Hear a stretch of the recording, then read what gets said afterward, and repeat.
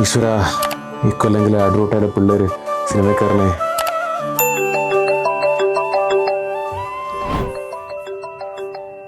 രാവിലെ ഹാപ്പി വിഷു.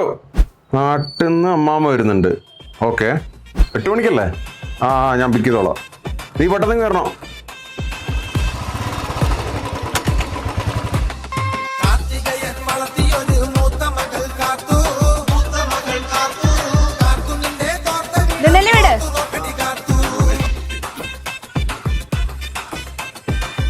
ഈ ജൻസി പിള്ളേരുടെ ഓരോരോ കാര്യങ്ങൾ മാറിയോ മക്കളെ നിങ്ങളുടെ ഒരാന്തൊക്കെ പോയി പണിയെടുക്കടാ.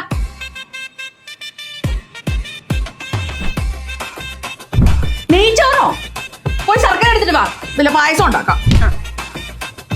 അതൊക്കെ പണ്ടത്തെ ഞങ്ങളുടെ കാലത്തെ വിഷു. ഇപ്പൊക്കെ എന്ത് വിഷു? ഇതൊക്കെ വിഷുവാണ്. അതെന്താ മാമേ? അത് പിന്നെ ഒന്നും ഇപ്പൊ പറയുന്ന സമയമില്ല, കളിക്കുക.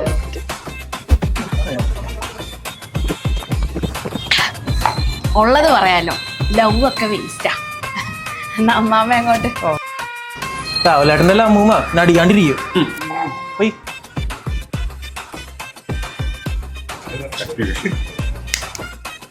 മോനെ എന്ത് ചെയ്യാ?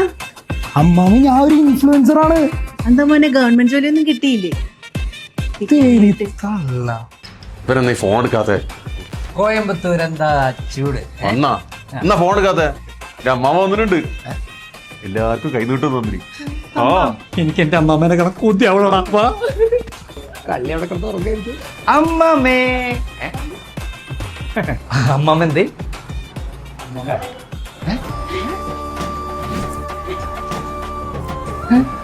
ഇതെന്റെ അമ്മമ്മൊന്നുമല്ല. നീയല്ലേ പറഞ്ഞ നിന്റെ അമ്മാമയാണെന്ന്? എടാ നീ എന്റെ അമ്മമ്മ വിളിച്ചിട്ടുണ്ടേ. അടയാളം അണ്ണാ എന്റെ ജോലിക്കാരി ചെട്ട് എല്ലാം അമ്മേന്റെ കൈ നീട്ട് തന്നെയാ.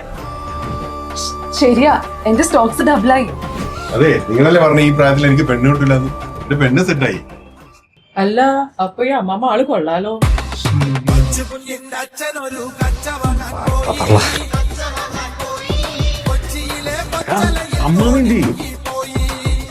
എനിക്കറിയില്ല എവിടെ പോയെന്ന്. മനസ്സിലായി, എനിക്കത് ആരാ വന്നേന്ന് മനസ്സിലായി.